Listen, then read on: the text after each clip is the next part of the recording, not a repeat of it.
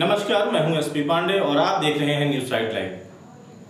जैसा कि आपको पता है कि दूसरे चरण के लॉकडाउन के बाद ये उम्मीद जगने लगी थी कि अब कुछ स्थितियां सामान्य होंगी और लॉकडाउन में छूट दी जाएगी, लेकिन केंद्र सरकार के फैसले के बाद यह स्पष्ट हो सका कि लॉकडाउन 2 हफ्ते का और बढ़ा दिया गया है।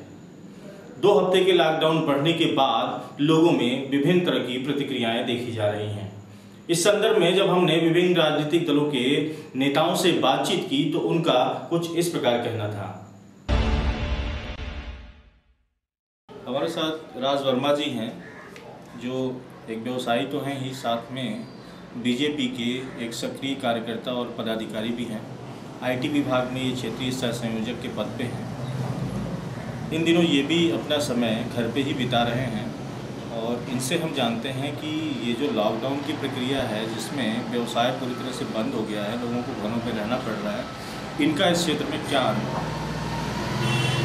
वर्मा जी, जैसा कि आप जानते हैं कि लॉकडाउन चल रहा है और सारे लोगों का व्यवसाय पूरी तरह से बंद है। आप भी एक व्यवसायी हैं, आपकी भी दुकान बंद है, तो लोगों के ऊपर जो आर्थिक संकट उत्पन्न हुआ है, इसके बारे में आप क्या कहेंगे?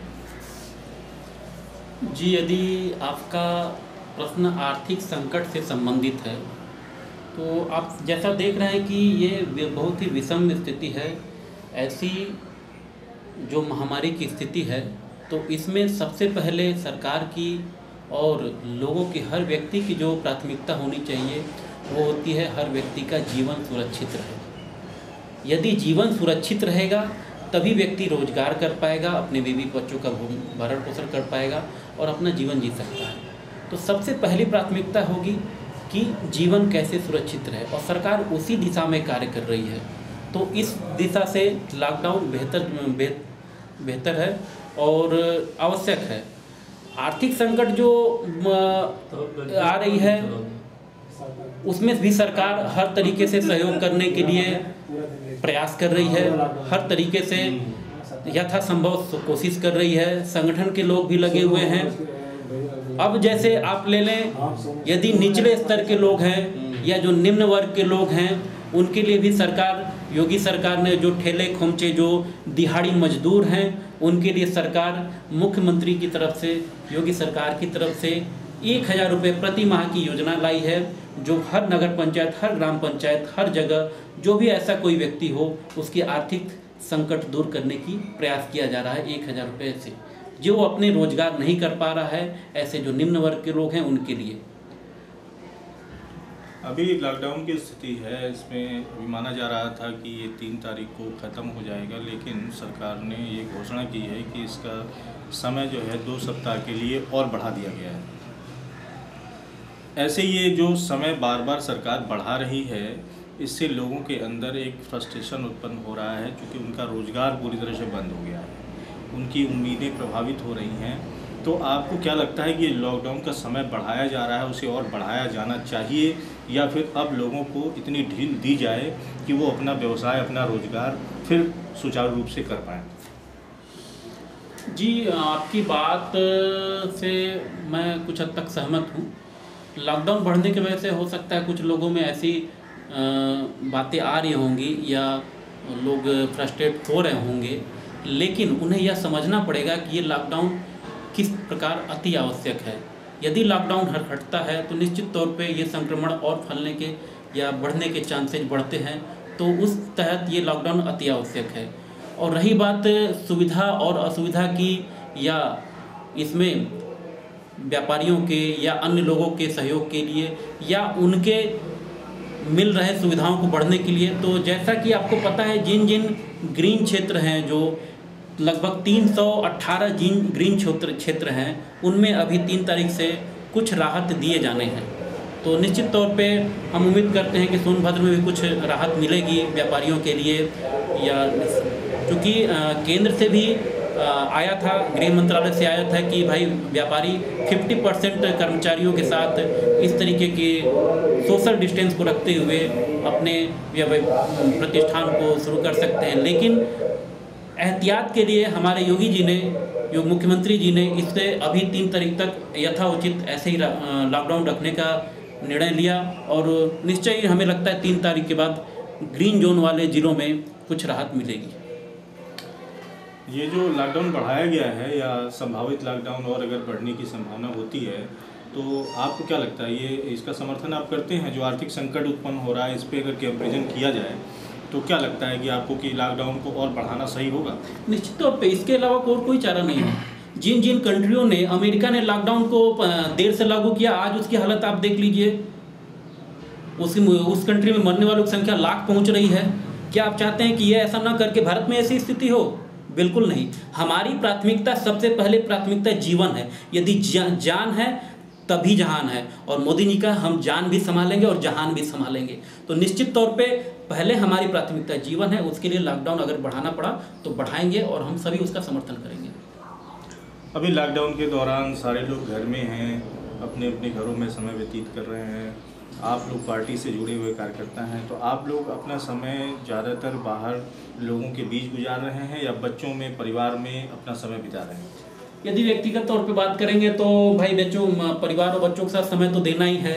और निश्चित तौर पे चूँकि हम अगर संगठन के हैं तो संगठन के से डिस्टेंस को, सोशल डिस्टेंस का पालन करते हुए ऐसे जो नगर में वंचित, असहाय लोग हैं उनकी भी सहायता करना आवश्यक है। उन तक सरकार द्वारा आए हुए सुविधाओं को हम सही तरीके से पहुँचे, इसका भी ख्याल रखना जरूरी है। ऐसे तमाम गरीब, असहाय, वंचित लोग हैं जिन तक सरकार द्वारा आया हुआ राशन किट पहुंचाया जा रहा है, संगठन द्वारा आया हुआ सहयोग दिया जा रहा है, तो उन सब में भी दिनचर्या बीत रही है और घर में भी दिनचर्या बीत रही है। लेकिन संगठन द्वारा दिया हुआ कार्य सभी कार्यकर्ताओं द्वारा सोशल डिस्टेंस का पालन करते हुए हम जन जन तक, जो भी असहाय हैं, मजबूर हैं, उन तक सहयोग पहुंचाने का प्रयास कर किया जा रहा है।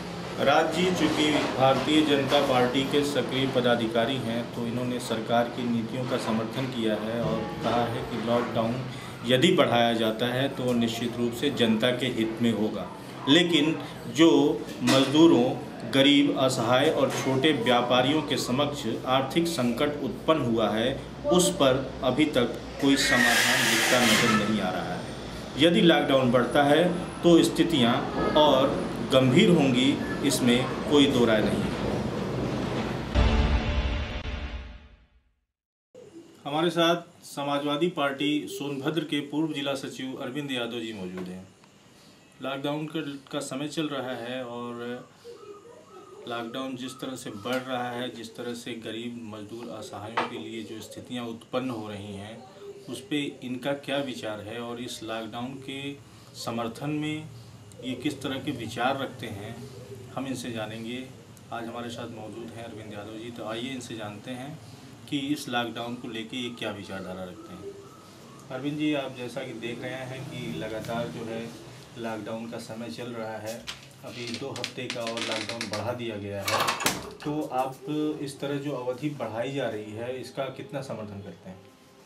देखिए, बिना योजना के बार बार अवधि जो बढ़ाई जा रही है, इसके कारण सामान्य तबके, मध्यम वर्ग और निचले तबके को बहुत परेशानियां हो रही हैं। चूँकि सोनभद्र ज़िला जो है वो ऑलरेडी बहुत गरीब ज़िला है और यहाँ के निवासी बहुत गरीब हैं। लोगों के पास रहने खाने के, और मैक्सिमम यहाँ के लोग हैंड टू माउथ हैं, रोज़ कमाने और खाने वाले लोग हैं। तो चूँकि अचानक लॉकडाउन, पहली बार ही जब लॉकडाउन फर्स्ट हुआ तभी लोगों के पास कोई व्यवस्था संचित नहीं थी और 24 तारीख से वो हुआ, तो वो महीने का लास्ट था और वेतन भोगी लोगों के लिए महीने का लास्ट समय बड़ा दुरूह होता है और ऐसे समय पे हुआ तो उनके पास कोई संसाधन नहीं थे। और उसके बाद लॉकडाउन 2 होने के बाद और बुरी स्थिति हुई। लॉकडाउन 3 से तो एकदम समझ लीजिए कि ये स्थिति हो गई है कि लोगों के पास अब मध्यम तबका जो है वो भी रोड पे आने की स्थिति में हो गया। उसके पास भी जो संचित पूंजी जो भी थी वो ख़त्म हो गई। इसी बीच बच्चों के विद्यालय ऑनलाइन पढ़ाई करके, तो उसमें भी पुस्तकों की ज़रूरत हो रही है, तो वो कहाँ से खरीदे। तमाम इतनी समस्याएं आ रही हैं उनके सामने और उसके लिए वो किसी से मांग भी नहीं सकता क्योंकि उनका संपर्क भी उनके श्रेणी में है, तो ऑलरेडी उनके पास भी वही समस्याएं हैं और सारे संसाधन जिससे आ सकते थे पैसे और उसके रोजी रोजगार वो सब बंद हो चुके हैं। तो बड़ी बुरी स्थिति है और अगर ऐसे ही बढ़ाया जाता रहा तो जनता में एक विद्रोह की भावना पनप रही है। और चूंकि हर आदमी ये सोच रहा है कि कहीं कोरोना से मरने से पहले भूख से न मर जाए, और जो मध्यम वर्ग है वो किसी से मांग भी नहीं पा रहा है कोई चीज़, क्योंकि जो एकदम नीचे का तबका है वो उसे तो लोग खाना पहुंचा दे रहे हैं, उसके घर चले जा रहे हैं, उसको राशन दे रहे हैं, लेकिन जो बीच का तबका है वो किसी से मांग भी नहीं पा रहा है, ले भी नहीं पा रहा है, क्योंकि उसे अपनी मान सम्मान और इज्जत की, और चूंकि तमाम लोग जब उसके यहाँ देने जाते हैं तो तमाम फोटोग्राफी ये वो, उससे वो बहुत डरता है कि मेरे पास तो इज्जत की पूंजी है वो भी चली जाएगी, तो वो न तो ले पा रहा है, न खा पा रहा है और न रह पा रहा। तो इस लॉकडाउन से लोगों के सामने खान पान रहन सहन सारी चीज़ों की बड़ी समस्या है। और मेरा तो ये स्टेट गवर्नमेंट और सेंट्रल गवर्नमेंट से निवेदन होगा कि चूँकि यह जिला सोनभद्र जिला विशेष रूप से ग्रीन जोन में है, तो आंतरिक गतिविधियों को यहाँ चालू रखें और करें, बाकी बाहरी लोगों को जैसे भी रोक सकते हैं रोकें, और यहाँ के लोगों के संसाधन को चालू करें जिससे लोगों का कमाना खाना शुरू हो सके और लोग जीविकोपार्जन कर सकें। आपने आर्थिक पक्ष का एक बहुत बढ़िया बात कही कि आर्थिक पक्ष लोगों का कमज़ोर हो रहा है, उनके समझ खाने का संकट है और मध्यम वर्ग जो है वो और ज़्यादा विषम परिस्थितियों से गुजर रहा है।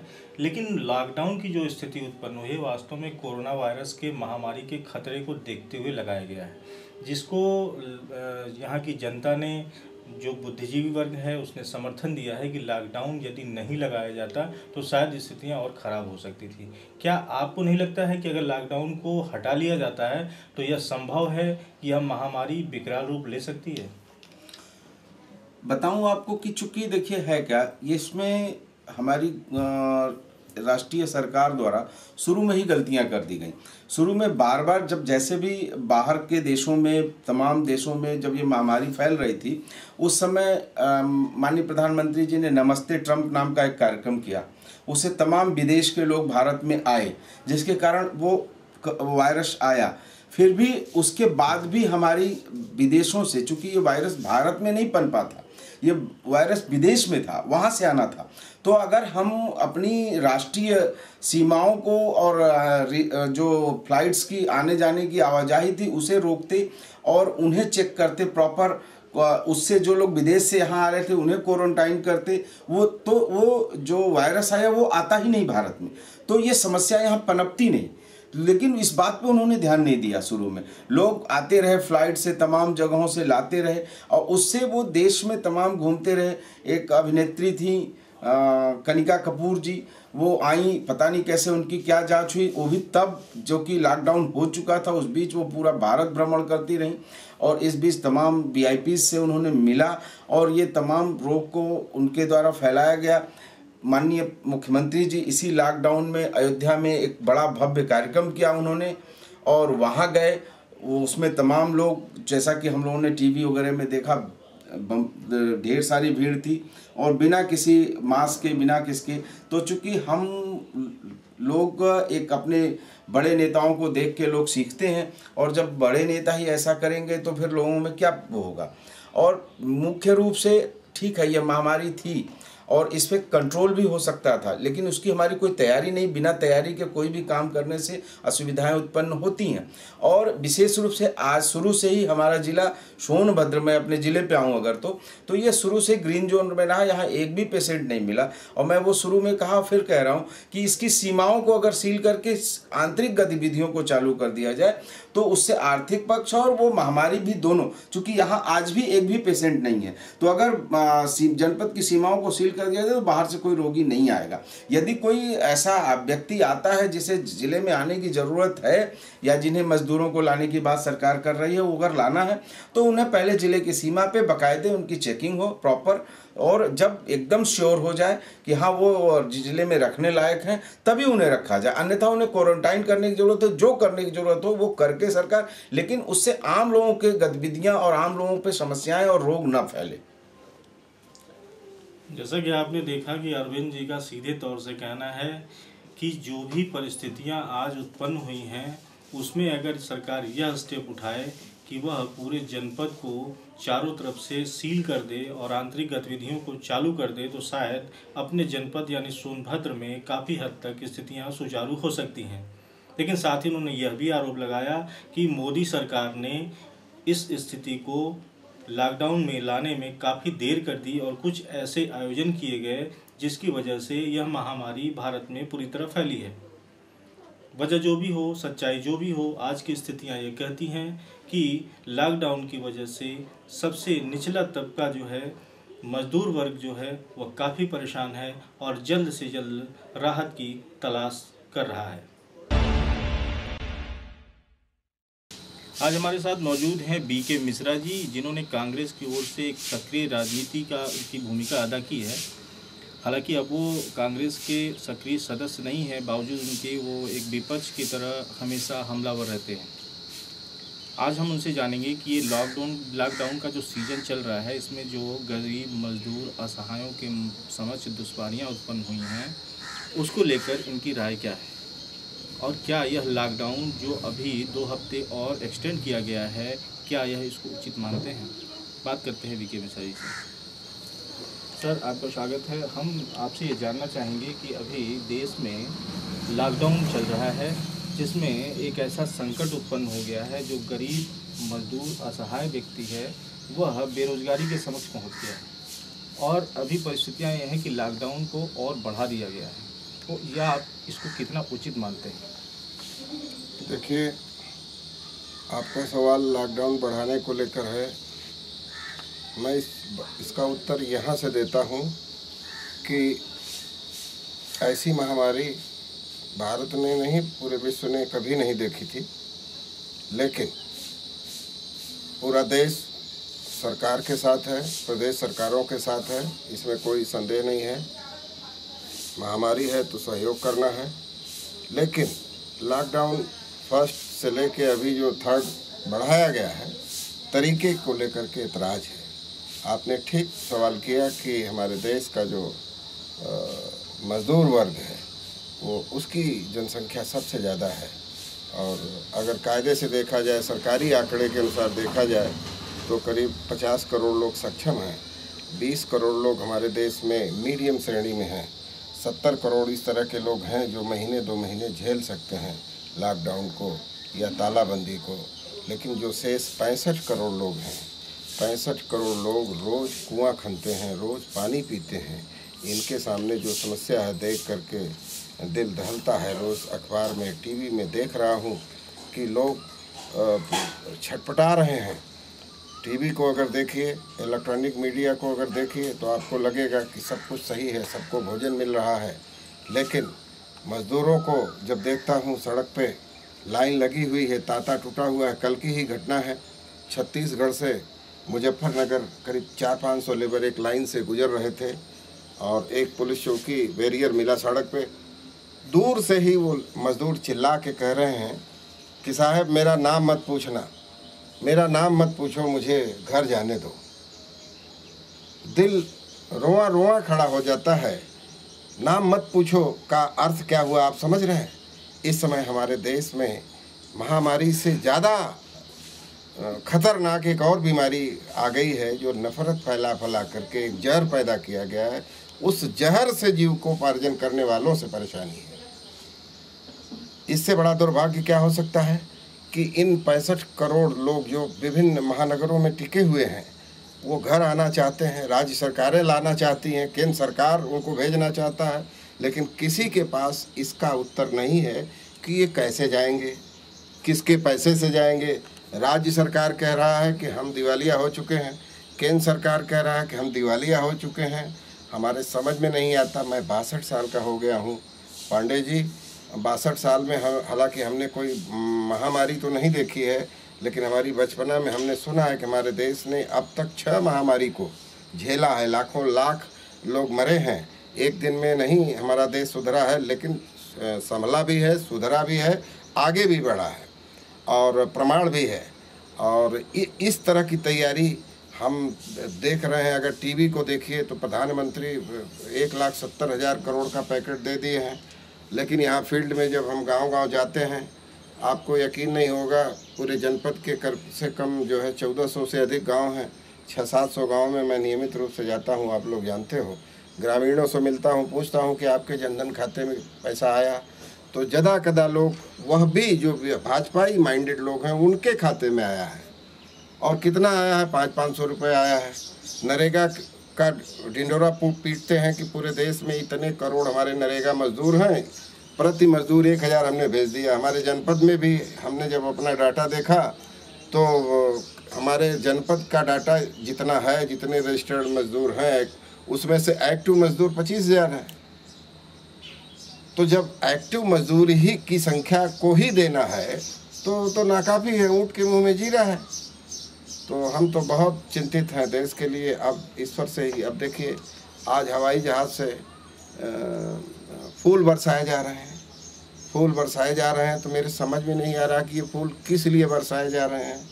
जो हमारे कोरोना के संक्रमित मरीज लगातार बढ़ रहे हैं, उनके लिए ये फूल बरसाए जा रहे हैं, या जो लोग मर रहे हैं वो कोरोना से निराश हो करके या इलाज के बावजूद भी नहीं बच पा रहे हैं, उनके मरने के सम्मान में ये फूल फेंका जा रहा है, या जो कोरोना के भय से तड़पते हुए जो हजारों लाखों मजदूर अपने घरों को चल निकले हैं, रास्ते में आए दिन सुनने को मिलता है मर जाते हैं, वो उनके सम्मान में ये फूल किस लिए बरसाया जा रहा है, मेरी समझ के बाहर है। कुछ राजनीतिक दलों ने यह भी आरोप लगाया कि मोदी सरकार ने जो ये लॉकडाउन का निर्णय लिया या काफ़ी देर से लिया। इसमें कांग्रेस पार्टी भी शामिल है, इनके आपकी पार्टी की तरफ से ये आरोप लगाया गया है। तो क्या आपको ये लगता है कि वास्तव में लॉकडाउन का जो डिसीजन लिया गया उसमें कुछ देरी हुई? बिल्कुल बिल्कुल, आपका सवाल बहुत ही वाजिब है। इसमें कांग्रेस का हाईकमान का, हमारे प्रदेश नेतृत्व का, विपक्षियों का कहना है कि जब विश्व में महामारी सितंबर से फैली हुई थी, हमारे देश में जनवरी के महीने में पहला मरीज मिल चुका था, तो उस समय इनको चेतना चाहिए था, तैयारी करनी चाहिए थी, और नहीं कर पाए तो कम से कम लॉकडाउन में तैयारी करते। 1.5 महीना हो गया, बस केवल एक ही चीज़ सुनने को मिल रहा है कि घर में बने रहिए, लॉकडाउन का पालन कीजिए, सोशल डिस्टेंसिंग का पालन कीजिए। तो यह लॉकडाउन, सोशल डिस्टेंसिंग या घर में बने रहना तो एक परहेज भर है ना, ये कोई इलाज तो है नहीं। हमें इलाज चाहिए, वैक्सीन चाहिए, दवा चाहिए। जब हमारे डॉक्टरों को, हमारे हॉस्पिटलों को सुरक्षा नहीं है, अगर कायदे से देखा जाए, सरकार तो आंकड़े भी छिपा रही। अगर तीन तरह से लोग मर रहे हैं सड़क पे, हमारे लाखों लाख मजदूर जो चल रहे हैं, अगर 1 लाख चल रहे हैं तो 90,000 80,000 ही पहुंच पाएंगे। 10,000 लोग सड़क पे हार्ट अटैक से मर जा रहे हैं, भूखों प्यासे मर जा रहे हैं, कुछ लोग हॉस्पिटल में पहुंचने से पहले इलाज के अभाव में मर जा रहे हैं। ये सरकार तो आंकड़ा सिर्फ उन लोगों का दे रही है जो हॉस्पिटलों में रजिस्टर्ड हो रहे हैं, और जो नॉन रजिस्टर्ड लोग मर रहे हैं उनका तो कोई आंकड़ा नहीं है। लेकिन WHO जो वर्ल्ड हेल्थ ऑर्गेनाइजेशन है, उनका कहना है कि विश्व के सभी देश जो इस महामारी से प्रभावित हैं, उसमें भारत की स्थिति काफ़ी अच्छी है और वो नियंत्रण करने में काफ़ी हद तक सफल है। देखिए, WHO ऑर्गेनाइजेशन भी इंसान ही चलाता है। हम ये मानते हैं कि कोई भी इंसान, चाहे जितना बड़ा पुरस्कार प्राप्त हो, चाहे जितना बड़ा रिकॉग्नाइज हो, चाहे जितने बड़े क्षेत्र का हो, लेकिन उसको डील करने वाला कोई इंसान ही होता है, और मानव स्वभाव कभी भी निष्पक्ष रह सके, इस पे संदेह तो सबको है और रहेगा। दूसरी बात यह है कि भारत का जो आंकड़ा अगर आप देख रहे हैं कि 135 करोड़ में इतने हजार मरीज हुए हैं, इतने संक्रमित हुए हैं, तो हम तो ये कह रहे हैं कि अगर आप एक भी टेस्ट नहीं किए होते तो भारत में 1 को मरीज नहीं मिला होता। तो इसको तो इस तरह से भी हम कह सकते हैं, जो शायद तर्कपूर्ण है। तो जब आप टेस्ट ही नहीं करोगे, जब आप सामना ही नहीं करोगे, तो फिर आपको विश्व से मिलाते रहिए। विश्व में और भी बहुत से देश हैं जो भारत से बहुत अच्छी स्थिति में हैं, बहुत इनके बाद शुरू किए हैं, लेकिन उनका टेस्ट इनसे ज़्यादा हुआ है। हमको तो बहुत शर्म आ रही है कि हमारे देश में इतना लोग जागरूक हैं, इतना एकजुट हैं, इतना लोग दान दे रहे हैं, लोग सब्जी बेचने वाले, अड़तिया करने वाले, ठेकेदार, समाज सेवी, सब लोग जो है इस महामारी में लगे हैं, अपने घर से निकाल रहे हैं, दान दे रहे हैं। वहीं हमारे देश का प्रधानमंत्री एक प्रधानमंत्री राहत कोष होने के बावजूद भी, जिसकी सरकारी ऑडिटिंग होती है, उसके रहते हुए भी वो प्रधानमंत्री केयर फंड बनाए हैं, स्वयंसेवी संस्था, जिसकी कोई ऑडिटिंग नहीं होगी, जिसका कोई लेखा जोखा नहीं होगा, जिसका कोई सवाल नहीं किया जाएगा। और हमको तो ये भी पता चला है कि प्रधानमंत्री केयर फंड में जितना पैसा इकट्ठा हुआ है वो कुछ न करें, उसको 135 करोड़ लोगों में चुपचाप बांट दें तो 24 घंटे के अंदर एक नागरिक को 2-2 लाख रुपए मिल जाएगा। इतना पैसा है, लेकिन कहाँ जा रहा है किसी को दिखाई नहीं पड़ रहा है। आगे अगर परिस्थितियों को देखते हुए ये लॉकडाउन की प्रक्रिया को और बढ़ाया जाता है तो आप इसका समर्थन करेंगे या फिर जो है इसका विरोध करेंगे? देखिए, पहला लॉकडाउन मोदी जी आए, ताली थाली बजवाए। दूसरा लॉकडाउन में संडे को दिन आए, फिर दिया बत्ती पटाखा जलवाए। और तीसरे संडे को मोदी जी नहीं आए, जब स्थिति भयावह हो गई, उनको पता चला कि अब सबकी मजबूरी है, अब जनता भी, प्रदेश भी, मुख्यमंत्री चिल्ला चिल्ला के कहेंगे कि लॉकडाउन बढ़ाना है, तो संजोग से मोदी जी तीसरे संडे को नहीं आए तो क्या हुआ आप देखे हैं ना, पूरी धरती हिल गई, भूकंप आ गया, याद है ना आपको। और अब जो सवाल आप पूछ रहे हैं, देखिए चौथी बार भी मोदी जी क्यों नहीं आए? इसलिए नहीं आए कि अब उनको मालूम है कि सारे प्रदेश के मुख्यमंत्री लोग की मजबूरी है कि लॉकडाउन का समर्थन करना ही पड़ेगा, कोई विकल्प ही नहीं है। और अगर लॉकडाउन का समर्थन नहीं करते हैं, अनुशासन भंग करते हैं, तो जेलें भी भर चुकी हैं। आपको पता होगा कि कितने लोगों को जेल में ठूसा जा रहा है। तो हम लोग समझ में नहीं आ रहा है कि समर्थन करें कि विरोध करें। समर्थन करने पर भी हमारी जान सुरक्षा में सुरक्षा नहीं मिल रही है, और विरोध करने पर भी सुरक्षा का कहीं दूर दूर तक का सहारा नहीं दिखाई पड़ रहा है। आपने देखा कि पूरे आला कमान विपक्ष की तरफ से जो प्रतिक्रियाएं आ रही हैं, ठीक वैसी ही कुछ प्रतिक्रिया बीके मिश्रा जी की भी है। वही हम मानते हैं कि सरकार जो इस समय आवश्यक कदम उठा रही है वो नाकाफ़ी हैं, जिसकी वजह से स्थितियां बिगड़ रही हैं। लेकिन अगर लॉकडाउन आगे बढ़ाया जाता है तो मजबूरी है, उनकी व्यवस्था है कि वह उसका समर्थन करेंगे। जाहिर है विपक्ष में बैठे राजनीतिक दल निश्चित रूप से विपक्ष की भूमिका निभाएंगे और इन सारी व्यवस्थाओं में कुछ न कुछ आरोप प्रत्यारोप का दौर चलता ही रहेगा। लेकिन एक चीज और जो स्पष्ट होकर सामने आई है कि सभी राजनीतिक दलों के नेताओं ने जो अपनी अपनी प्रतिक्रिया दी है, उसमें एक बात बिल्कुल सिमिलर है कि महामारी के इस दौर में लॉकडाउन का समर्थन पूरी तरह से किया जाना उचित है।